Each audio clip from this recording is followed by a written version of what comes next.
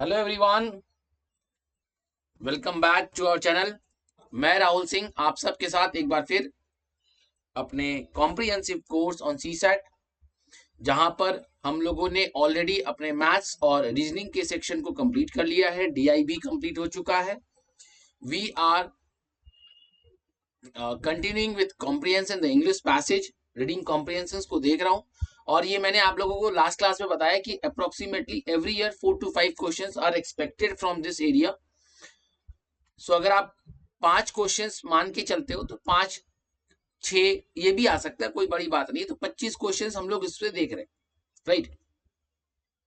तो इस पे ध्यान देते हुए हम लोग अपने क्लास को आगे बढ़ाएंगे और स्टार्ट करते। तो पहले एक छोटा सा कॉम्प्रिहेंशन देखते हैं, उसके बाद हम लोग फिर बड़े कॉम्प्रिहेंशन की तरफ मूव करेंगे।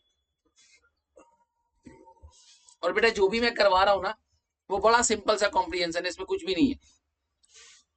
मैं यूपीएससी के बेस्ड को बेस बनाकर ही काम कर रहा हूं, ठीक है। सो चलिए देखते हैं।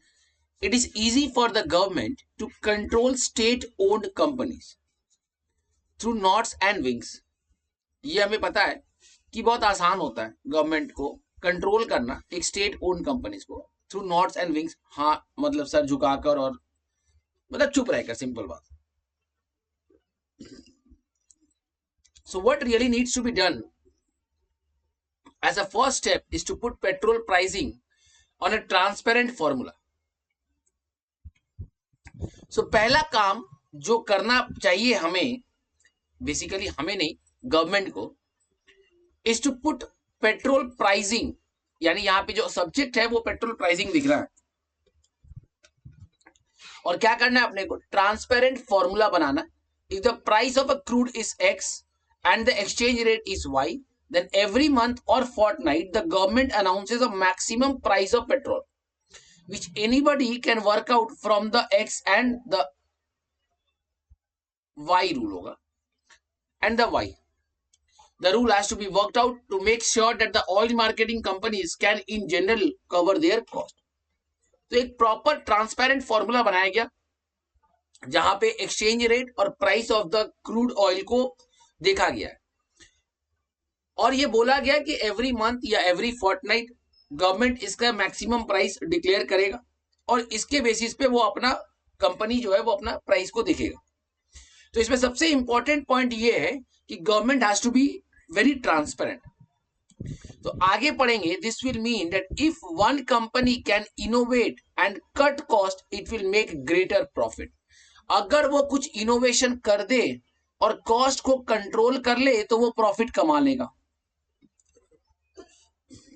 क्लियर है? Hence, firms will be more prone to innovate and be efficient under the system. Once the rule is announced, और जब ये रूल अनाउंस हो जाए, there should be no interference by the government. कोई भी गवर्नमेंट का interference नहीं होना चाहिए। गवर्नमेंट जो ट्रांसपेरेंट फॉर्मूला बनाया उसके बेसिस पे कंपनी ने काम किया, कुछ इनोवेशन किया और अपने प्रॉफिट को कमाने के लिए कॉस्ट को कंट्रोल किया, कट किया, तो उस पे अब वापस कोई इंटरफेयर नहीं होना चाहिए। If this is done for a while, private companies will re-enter this market. हाँ, ये भी अच्छी बात है कि अगर ये रूल अनाउंस हो जाए कि भाई सरकार को इंटरफेयर नहीं करेगा, बीच में दखल अंदाजी नहीं करेगा, तो प्राइवेट कंपनीज वापस से एंटर कर जाएगा, क्योंकि हमें पता है कि स्टेट ओन्ड कंपनीज काम कर रहा है और यहां पे हमें सर झुकाकर काम करना पड़ा, मजबूरी में काम करना पड़ा। And once a sufficient number of them are in the fray, we can remove the rule-based pricing and leave it truly to the market. और एक बार अच्छे नंबर ऑफ पीपल इसमें आ जाए, यानी मोनोपोली मार्केट से हट जाइए और ये अवेलेबल हो जाए, इसमें लार्ज नंबर ऑफ प्रोड्यूसर्स या सेलर्स आ जाए, वेंडर्स आ जाए, तो हम प्राइस को फिक्स करने में प्रॉब्लम नहीं होगा। और यहां पर हम जो we can remove the rule based pricing, और यहां पर हम सीधा सीधी मार्केट पे छोड़ देंगे, डिमांड सप्लाई के ऊपर छोड़ देंगे। ठीक है, आइए क्वेश्चन को देखते हैं। According to the passage, an oil company can make greater profit. अभी हमने पढ़ा था कि प्रॉफिट कमाना है तो कंपनी को कुछ इनोवेशन करना पड़ेगा, कॉस्ट कंट्रोल करना पड़ेगा। ये अभी हम पढ़ के आए थे। If a transparent formula for petrol pricing is announced every Fortnite और मंथ, तो सेल्स के प्रमोशन के बारे में कुछ भी नहीं बोला गया, इनोवेशन के बारे में बोला गया, कटिंग कॉस्ट के बारे में बोला गया, इक्विटी के बारे में भी कुछ नहीं बोला गया। तो 2 and 3 is correct. So we can say that the option B is the right answer. Hope it is clear. Next, according to the passage, private oil companies, now private company market में enter करता है तो फायदे क्या है? Sir फायदा ये है कि हम रूल बेस्ड प्राइसिंग हटाकर मार्केट के हिसाब से प्राइस फिक्स करेंगे। प्राइवेट कंपनी के आने से ट्रांसपेरेंसी हो जाएगा, गवर्नमेंट इंटरफेयर नहीं करेगा, यही सब तो पढ़ा था हमने। चलो देख लेते हैं। A transparent rule based petrol pricing exist. Yes, मैंने ये कहा है कि ट्रांसपेरेंट रूल बेस्ड प्राइसिंग होगा। There is no government interference. Very good, सही बात। Subsidies are given. No sir, ऐसा कोई बात नहीं बोला गया था। Regulation of antitrust are removed. Sir ये क्या है? इसके बारे में हम पढ़े तो थे। Of course the usual regulations of anti trust and other. तो इस पे हमने कुछ विशेष बात नहीं किया था। तो ये बात तो सही है कि 1 and 2 होगा। तो answer will be 1 and 2, that is option number A. So देखो बेटा, आराम से अगर आप देखोगे तो 5 मिनट भी नहीं लगा और सब सॉल्व हो गया। 5 से 7 minute, whatever it take. So question को अगर आप ध्यान से समझते हो ना तो आपके लिए सॉल्व करना बहुत आसान हो जाएगा, है कि नहीं? सिर्फ स्टेटमेंट को पढ़ना है, पैसेज को एक बार गो थ्रू करना है। चलिए आगे बढ़ते हैं। Ecological research over the last quarter of the country has established the deleterious effects of habitat fragmentation due to mining, highways, and such other intrusions on forest. When a large block of forest gets fragmented into smaller bits, the edges of all these bits come into contact with human activities, resulting in the degradation of the entire forest. Continuity of forested landscapes and corridor gets disrupted, affecting several extinction prone species of wildlife. Habitat fragmentation is therefore considered as the most serious threat. तो ये एक point हमें सामने दिख रहा है, हालांकि हमें नहीं पता क्या क्या क्वेश्चन है। तो हैबिटेट फ्रेगमेंटेशन पे बात किया गया और ये बोला गया कि इसको सबसे बड़ा प्रॉब्लम माना गया to biodiversity conservation. Ad hoc grants of forest land to mining companies coupled with rampant illegal mining is aggravating this threat. चलिए क्वेश्चन को समझते हैं। What is the central focus of the passage? Central focus of the passage क्या बात किया गया है इस पे? What is the central focus of the passage? जल्दी से बताइएगा। क्या इलीगल माइनिंग के बारे में कुछ बोला गया?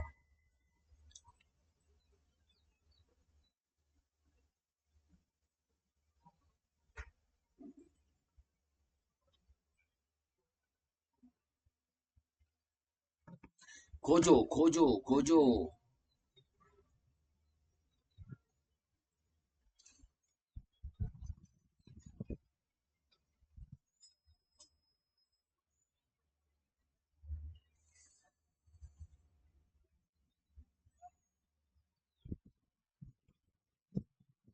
सर यहाँ पे हैबिटेट की बात की गई है, यानी सेंट्रल फोकस जो है वो डिसरप्शन ऑफ हैबिटेट है।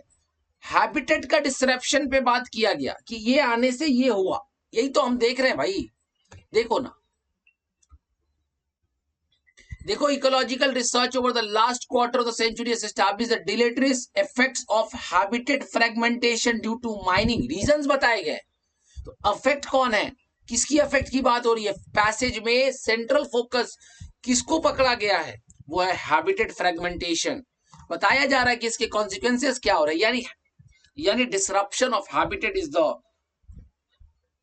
देखो मैं एक बार पढ़ता हूं, क्या मैं ये कह सकता हूं the central focus of the passage is the disruption of habitat which has affected wildlife adversely. Illegal mining जो mentioned हुआ है in the last line and is certainly not the central focus. It is not certainly the central focus. Extinction of wildlife is also not directly mentioned and is only touched upon once. ये भी बात बोला गया, देखो जो जो portion बोला गया, illegal mining, extinction of wild life, उस पर मैं बात कर रहा हूं। तो एक्सटिंक्शन ऑफ वाइल्ड लाइफ के बारे में एक लाइन टच हुआ है बस, ये अफेक्ट हुआ है कि नहीं। तो समझ में आ रहा है कि सेंट्रल फोकस मतलब पूरे स्टोरी पे, पैसेज पे फोकस जो किया गया वो एक्चुअली ये है, इसकी बात तो की गई, इसकी बात की गई, बट बहुत लाइट फोकस दिया गया है कि नहीं। Okay, what is the purpose of maintaining the continuity of forest landscapes and corridors. तो क्या पर्पस है इसका,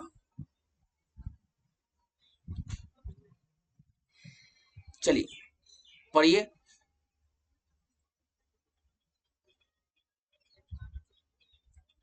preservation of biodiversity, management of mineral resources, grant of forest land for human activities, कौन सा होगा, पढ़िएगा। What is the purpose of maintaining the continuity,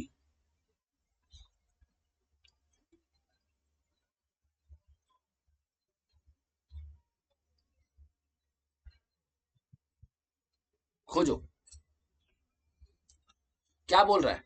continuity of forest landscapes and corridors gets disrupted which affects several extinction prone species of wildlife.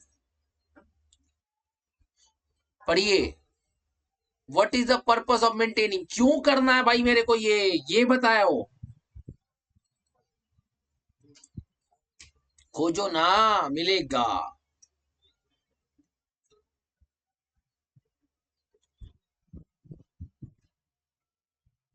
देखो ना क्या बोल रहा है, continuity of forested landscapes and corridors gets disrupted affecting several extinction prone species of wildlife. Habitat fragmentation is therefore considered as the most serious threat to biodiversity conservation. यानी biodiversity conservation के लिए सबसे बड़ा खतरनाक कह सकता हूं, सबसे बड़ा थ्रेट है ये लोग, है कि नहीं। तो क्या बोला जा रहा है, ये क्यों बोला जा रहा है, व्हाट इज द पर्पस, क्यों मेंटेन करना भाई, क्या हमें बायोडाइवर्सिटी को का जो कंजर्वेशन है, जो थ्रेट दिख रहा है वो बढ़ाते रहना है कि इसको प्रिवेंट करना है, सर प्रिवेंट करना है, तो answer will B preservation of biodiversity. Sir ये बात तो एकदम सही है। नेक्स्ट पॉइंट पे चलेंगे, मैनेजमेंट ऑफ मिनरल रिसोर्सेस, आइए वो देख लेते हैं। कहीं पे भी management of human resource, management of mineral resources की बात की गई है, तो देखिए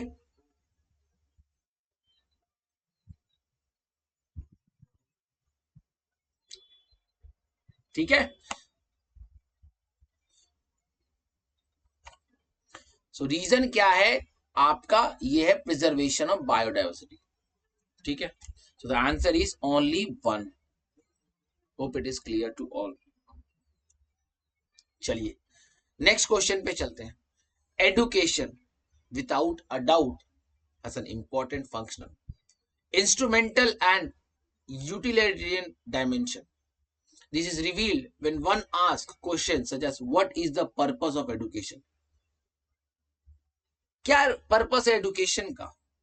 तो इस आंसर का जवाब क्या है, the answers too often are to acquire qualification for employment, upward mobility, sir जिंदगी में आगे बढ़ना है, बढ़ते रहना है, नौकरी चाहिए, इसके लिए क्वालिफिकेशन है, और वही है एडुकेशन। यही तो बोलते ना लोग पूछते भाई एडुकेशन क्यों करना है, क्यों पढ़ाई लिखाई जरूरी है, घर वाले बोलते ना पढ़ लो, बचपन में बोलते थे, अब तो नहीं बोलते, बचपन में बोलते थे पढ़ लो, क्यों बोलते थे भाई, क्योंकि वो कहते थे कि भैया बाद में कुछ बनना है, बड़ा बनना है, आगे जाना है, तो क्वालिफिकेशन चाहिए, उसके लिए एडुकेशन करना पड़ेगा, wider, higher in terms of income opportunities and to meet the needs for trained human power in diverse field for national development. पक्का ना? तो ये सारी चीजें है ना reasons, but in its deepest sense, अगर हम डीपेस्ट सेंस में बात करें, education is not instrumentalist. Now can anyone tell me what is instrumentalist? I am waiting. What is instrumentalist? जल्दी से बताइएगा, इंस्ट्रूमेंटलिस्ट क्या होगा? मैं आपके कमेंट्स को जरूर देखूंगा.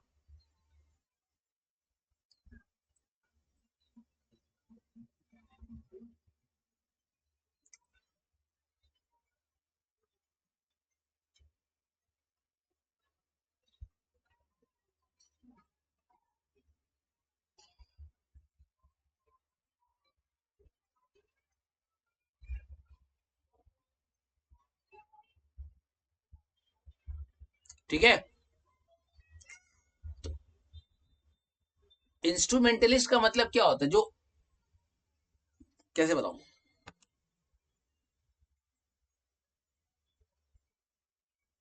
Basically it is told as a player of a musical instrument. मतलब एडुकेशन सिर्फ क्वालिफिकेशन दिलाने के लिए जरिया नहीं है. मतलब इट इज नॉट इंस्ट्रूमेंटलिस्ट, मतलब ये सिर्फ एक रास्ता नहीं है. This is to, that is to say it is not to be justified outside of itself because it leads to the acquisition of formal skills or of certain desired psychological social attributes. It must be respected in itself. इसका खुद एक respect होना चाहिए. Education, अब मैं बताता हूं कि इंस्ट्रूमेंटलिस्ट का मतलब यहां पर क्या कह रहा है. एडुकेशन सिर्फ एक मीडियम नहीं होना चाहिए किसी चीज को पाने के लिए. एडुकेशन का खुद एक रेस्पेक्ट होना चाहिए, ये कहा गया. एडुकेशन इज दस not a commodity to be acquired or possessed and then used, but a process of inestimable importance to individuals and society, although it can and does have enormous use value. तो इसके बहुत सारे values है, बहुत सारे importance है, खुद में ही एक बहुत इंपॉर्टेंट रोल प्ले करता है. इसको एक मीडियम नहीं समझना. Education then is a process of expansion and conversion, not in the sense of converting or turning students into doctors or engineers, but the widening and turning out of the mind, the creation. कहने का मतलब है education को सिर्फ इस तरीके से मत सोचो कि एडुकेशन एक डॉक्टर बना रहा है, इंजीनियर बना रहा. The most important point is ये आपके माइंड को टर्न आउट कर रहा है, क्रिएटिव माइंड लाना, sustenance and development of self critical awareness and independence of thought. खुद के अंदर का चीज जो जग रहा है, it is an inner process of moral intellectual development. तो अगर कोई आपसे पूछे कि एडुकेशन क्या है, तो आप इसको आराम से बोल सकते हो. तो ये पैसेज बहुत इंटरेस्टिंग हो जाएगा. What do you understand by the instrumentalist view of education? जल्दी बताओ. यहां पर इंस्ट्रूमेंटलिस्ट का मतलब क्या कहोगे?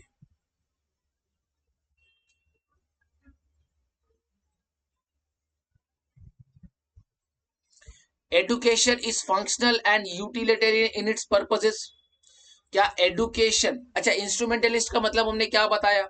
वो जो आपको एक रास्ता दिखा रहा, वो जो आपको एक मीडियम दे रहा, वही तो है. तो आज तक तो हमने यही देखा ना, क्वालिफिकेशन पाना है, डॉक्टर बनना है, इंजीनियर बनना है, तो एडुकेशन लेना पड़ेगा. मतलब education is functional. Education is functional and utilitarian in its purpose. तो मेरे हिसाब से तो ऑप्शन ए ही होना चाहिए.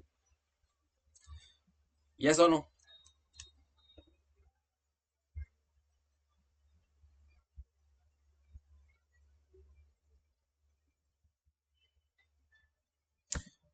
अभी अगर आप बी, सी और डी को देखो, तो education is mean to fulfil human needs. मतलब एडुकेशन का अपना इंपॉर्टेंस बताया जा रहा है. यहां पे ये बताया जा रहा है कि एडुकेशन के जरिए इस फंक्शनल, मतलब इसके इंपॉर्टेंस एंड यूटिलिटी, उसके इन इट्स पर्पसेस. समझो चीजों को, एडुकेशन का इंपॉर्टेंस नहीं बताया जा रहा है, बोला एडुकेशन फंक्शनल है, यूटिलिटेरियन है इन इट्स पर्पसेस, अगर उसके पर्पसेस को देखें तो, यानी वो इंस्ट्रूमेंटलिस्ट हो गया। म्यूजिक, गिटार बजा रहा हूं, गिटार का खुद, गिटार से ही म्यूजिक आएगा, बट वो म्यूजिक पाने के लिए गिटार को पकड़ना पड़ेगा। तो गिटार का कोई इंपॉर्टेंस नहीं है, लेकिन गिटार ही एक पर्पस है, गिटार के थ्रू रास्ता बनेगा तो म्यूजिक आएगा। तो बात समझ में आ रहा है, बट ये कोई नहीं समझ रहा गिटार कितना इंपॉर्टेंट है। According to the passage education, तो answer will be option A, यहाँ पे आंसर यही होगा। According to the passage education must be respected in itself because, क्यों?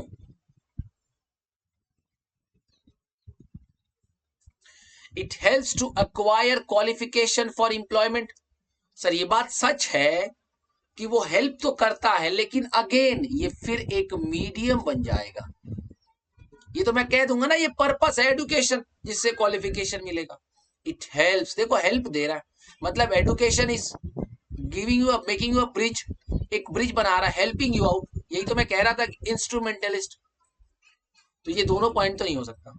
चलिए देखते हैं। It is an inner process of moral and intellectual development. हाँ ये बात सही है, एडुकेशन एक इनर प्रोसेस है और इंटेलेक्चुअल डेवलपमेंट है, खुद के अंदर का डेवलपमेंट है। तो यही आंसर होगा मेरे भाई, ऑप्शन नंबर सी। तो ऑप्शन नंबर डी तो हो ही नहीं सकता, क्योंकि ए और बी ऐसे ही कट गया। चलिए आगे बढ़ते हैं। Education is a process in which, education एक प्रोसेस है जहां पे students are converted into trained professionals, opportunities for higher income are generated, individuals develop self critical awareness and independence of thought। Again मैं कह रहा हूं, यहाँ पे एडुकेशन के बारे में बताना है, एडुकेशन से मिलने वाली चीजों को नहीं बताना है। इट इज नॉट नेसेसरी कि आप एडुकेशन को लेके आप ट्रेन्ड प्रोफेशनल बन जाओ, कोई जरूरी है क्या?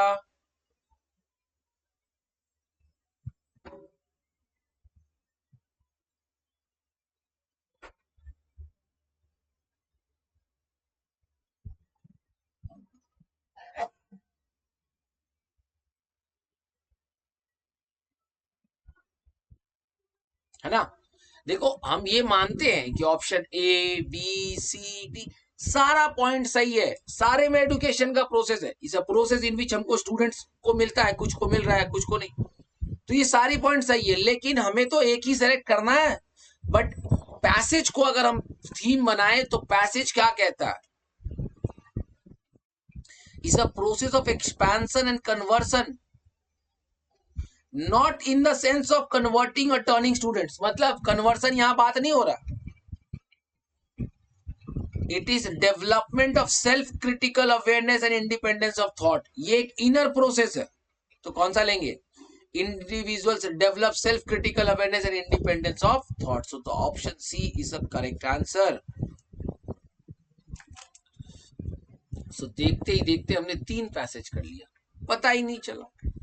आइए नेक्स्ट पे चलते हैं, थोड़ा सा बड़ा है, आइए देखते हैं। most champions of democracy have been rather reticent in suggestions that democracy would itself promote development and enhancement of social welfare. They have tended to see them as good, but distinctly separate and largely independent goals.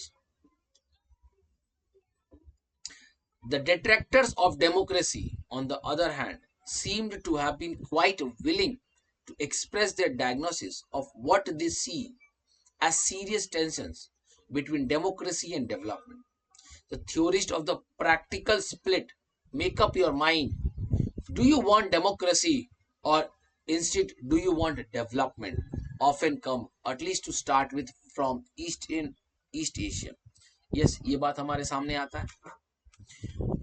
countries and their voice grew in influence as several of these countries were immensely successful through the 1970 and 80 and even later in promoting economic growth without pursuing democracy. ये हमें example के तौर पे बहुत सारी countries हमारे सामने है जहां पे डेमोक्रेसी तो नहीं है लेकिन ग्रोथ बहुत ज्यादा है. To deal with these issues, we have to pay particular attention to both the content of what can be called development and to the interpretation of democracy, in particular to the respective roles of voting and of public reasoning. The assessment of development cannot be diverse from the lives that people can lead and the real freedom that they enjoy. Please, आप साथ में पढ़ रहे, I guess.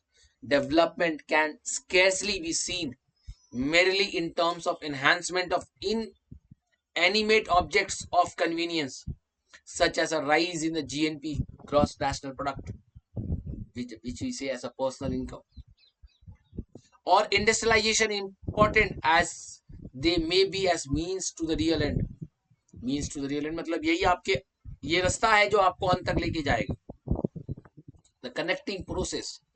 Their value must depend on what they do, the lives and freedoms of the people involved, which must be central to the idea of development. If development is understood in a broader way with focus on human lives, then it becomes immediately clear that the relation between development and democracy has to be seen partly in terms of their constitute connection rather than only through their external links. Even though the question has often been asked whether political freedom is conducive to development, we must not miss the crucial recognition that political liberties and democratic rights are amongst the constituent components of development. The relevance for development does not have to be established indirectly through their contribution to the growth of GNP. साथ साथ मैंने इसलिए पढ़ा क्योंकि साथ साथ हम questions भी सॉल्व करेंगे. आइए क्वेश्चन को देखते हैं. पहला क्वेश्चन क्या कहता है? According to the passage, why a serious tension perceived between democracy and development by the detractors of democracy? चलिए देखते हैं.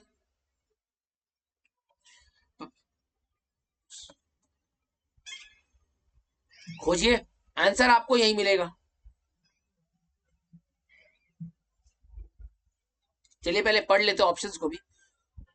Why a serious tension perceived between democracy and development by the detractors of democracy? Democracy and development are different and have separate goals. बात तो सही है, लेकिन क्या ये मानना है इनका? Detractors of democracy क्या इस बात को मानते हैं? Economic growth can be promoted successfully without pursuing a democratic system of governance.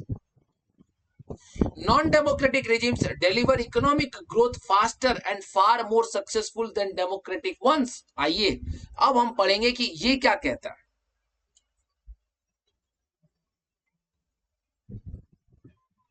पढ़िए.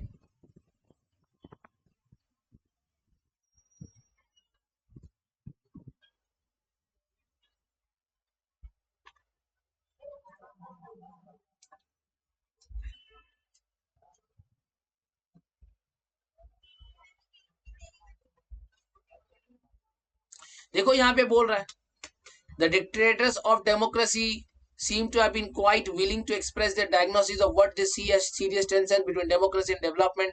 इनका थ्योरी ये मानना है कि चाइना ईस्ट एशियन कंट्रीज जो है उसमें डेवलपमेंट ज्यादा हुआ है, सक्सेसफुल हुआ है. तो ये क्या कहते हैं कि in the 1970 and 80s and even later in promoting economic growth without pursuing democracy, democracy को बिना देखे भी हम डेवलपमेंट कर सकते हैं. So economic growth can be promoted successfully without pursuing a democratic system of governance. Option B is the correct answer. Non-democracy की तो बात ही नहीं हो सकती है कि नहीं. तो यही पॉइंट है जो इसको कह रहा है. ओके नेक्स्ट चलेंगे. According to the passage, what should be the ultimate assessment, aim, view of development? What should be the ultimate assessment या व्यू या एम ऑफ डेवलपमेंट क्या होना चाहिए? तो आइए पैराग्राफ की तरफ चलते हैं.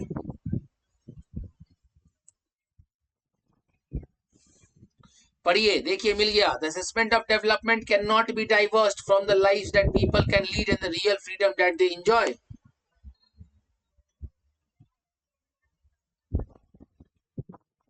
हो तो गया। Extent of real freedom that citizens enjoy, हो तो गया, आंसर आ गया। क्या सोचना था इसमें, सिंपल है मेरे भाई। कितना जल्दी जल्दी आंसर मिलेगा। खाली पैराग्राफ को एक बार पढ़ना है शांति से, उसके बाद जब क्वेश्चन पढ़ो तो ऑब्वियसली पहले क्वेश्चन को फर्स्ट पैराग्राफ से देख करेंगे, सेकंड को सेकंड से, मतलब एक हैबिट बनता ही है और कुछ नहीं है। ऐसा नहीं है कि सेकंड वाला फर्स्ट पैराग्राफ में नहीं मिलता, बट वो मिलेगा ऑर्डर वाइज, है कि नहीं। अब तीसरा क्वेश्चन हम फर्स्ट पैराग्राफ में तो नहीं चेक करेंगे ना। What does a constitutive connection between democracy and development imply? What does a constitutive connection between democracy and development imply? क्या बोलता है? तो आइए पढ़ते हैं।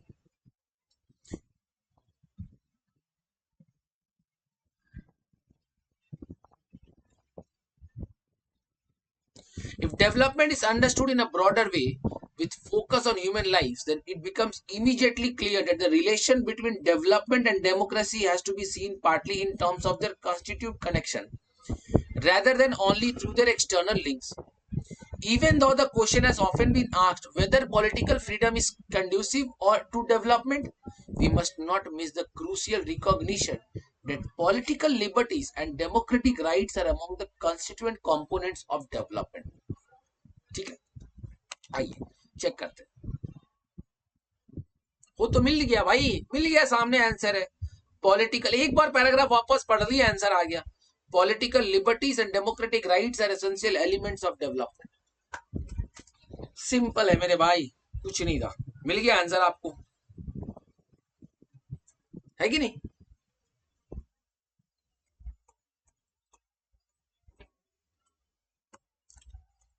सो हमने अप्रोक्सीमेटली 4 पैसेज करवाए और चारों के चारों यूपीएससी क्वेश्चंस करवाए हैं। आइए लास्ट पैसेज को देख लेते हैं। Chemical pesticides lose their role in sustainable agriculture if the pest evolved resistance. The evolution of pesticides resistance is simply natural selection in action. देखो मैं ये कहूंगा कि मैं ये पैसेज मैं चाहता हूं कि देखो आप इसको करो।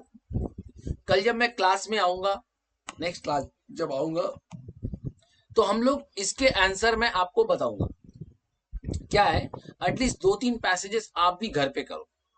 कल भी मैंने 2 पैसेजेस आपको दिए, आज भी मैं आपको एक पैसेज देता हूँ। आपका दिमाग चलना चाहिए। देखो कल मैंने एक गलती किया कि मैंने पहले ही ऑप्शन दे दिया, उससे क्या होता है दिमाग कभी नहीं चलता। आज मैं ऑप्शन पहले नहीं दूंगा, आज मैं आपको क्वेश्चन दे दे रहा हूं, आप इसको सॉल्व करो, आप इसको रीड करो, सॉल्व करो, आराम से पहले पैसेज को रीड करो, प्रॉपरली पैसेज रीड करिएगा, एक एक करके लाइंस को पढ़ेंगे, सॉल्व करेंगे। कल हम आएंगे जब नेक्स्ट क्लास में, तो हम इसके आंसर्स को डिस्कस करेंगे। तो 6 क्वेश्चन से डिस्कस क्या करना है, ऑप्शंस बता देंगे, या डिस्कशन जो जरूरत है वो कर लेंगे। ठीक है, तो मैं वो कमेंट का वेट करूंगा कि डिस्कशन करना है कि आंसर्स बताना है। ठीक है, so that's all for today. Thank you so much. Please अपना ख्याल रखिएगा। Do take care of yourself. Bye bye, take care.